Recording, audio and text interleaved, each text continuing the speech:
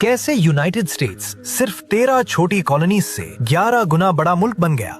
और सबसे हैरत की बात यह है कि ये सब कुछ 100 साल से भी कम अरसे में हुआ। 1776 में नॉर्थ अमेरिका एक बहुत बड़ा नक्शा था जो ब्रिटेन, स्पेन, फ्रांस और वास्ट इंडिजिनस लैंड्स के दरमियान डिवाइड था, जहां यूरोपियंस का कंट्रोल अभी मुकम्मल नहीं था। फिर 13 ब्रिटिश कॉलोनीज ने वो काम कर दिया जो नामुमकिन लगता था। उन्होंने इंडिपेंडेंस डिक्लेयर कर दी और यूनाइटेड स्टेट्स पैदा हुआ। 1803 में वो लम्हा आया जिसने सब कुछ बदल दिया। Louisiana purchase.